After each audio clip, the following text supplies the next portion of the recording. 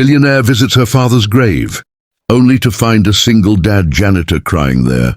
The morning was cold and quiet when Diana Harlow stepped out of her black Mercedes and walked through the iron gates of Maplewood Cemetery. If you believe in kindness, second chances, and the power of small moments to change lives, please like, comment, share, and subscribe to Kindness True Stories. Also, tell us in the comments where in the world are you watching from.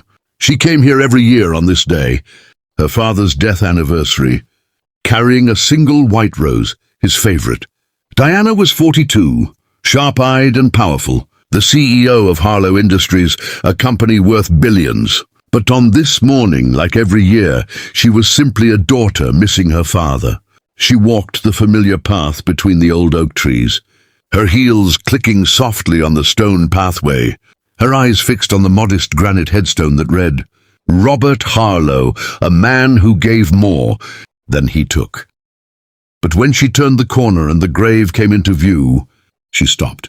A man was kneeling there, his shoulders shaking, his face buried in his hands, sobbing quietly. He wore a faded grey uniform, the kind worn by the cemetery groundskeeping staff. A janitor. Diana's first instinct was confusion, then a small flash of irritation. This was her father's grave. Who was this stranger crying at it? She cleared her throat softly. The man flinched and quickly stood, wiping his eyes with the back of his rough-weathered hands.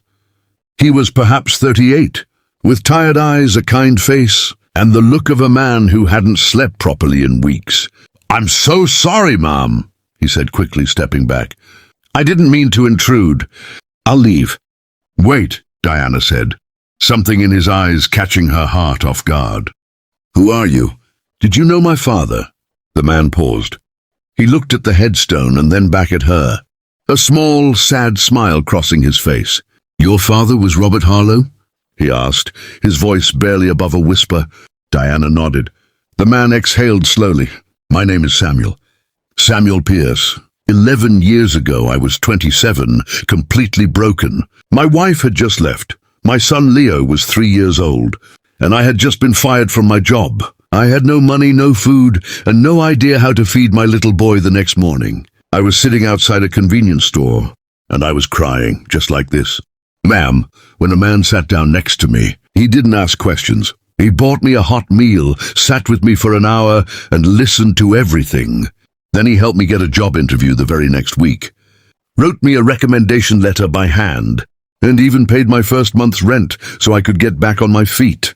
Diana's throat tightened. She recognized every single detail of that story. It sounded exactly like her father, exactly like Robert Harlow. "He never told me his full name," Samuel continued. "Just said his name was Robert and that everyone deserved one good chance. I built my life on that chance, ma'am. I got the janitor job here. I raised my son alone. And for 11 years I've been doing fine. But recently," his voice cracked, "Leo is sick. He's 14 now and he has a kidney condition. The hospital bills are beyond anything I can manage. I came to this grave because I remembered the one man who once believed in me when no one else did. I didn't even know this was his grave until last month, when I saw the name on the plaque and recognized it from the recommendation letter I kept all these years. I still have it." He reached into his chest pocket and pulled out a folded, yellowed piece of paper. Diana took it with trembling hands and unfolded it slowly. She recognized the handwriting immediately, slanted, deliberate, warm. It was unmistakably her father's. Tears blurred her vision as she read the words he had written for a stranger. 11 years ago, calling Samuel a hard-working man of great character who only needs one open door. Diana folded the letter carefully and held it to her chest for a moment. Then she looked at Samuel, who was watching her with quiet, humble eyes, not begging, not demanding, just standing there with the dignity of a man who had fought hard for everything he had. "My father's true wealth was never in his bank account," Diana said softly. "It was in moments like the one he gave you." She reached into her coat pocket and pulled out her business card. "I want you to call my assistant first thing tomorrow morning. Leo will have the best medical care available, fully covered.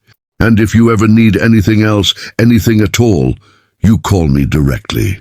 Samuel stared at the card, then at her, his lips trembling. Why? He whispered. Because kindness never dies, Diana said simply. My father taught me that. And today you reminded me. She placed her white rose gently against the headstone, smiled at her father's name one last time, and walked back through the trees, carrying something heavier than grief and lighter than sorrow. She carried purpose. If this story touched your heart, please like, share, and subscribe to our channel Kindness True Stories, where every story is a reminder that humanity, compassion, and the quiet power of helping others without expecting anything in return will always be the greatest legacy anyone can leave behind.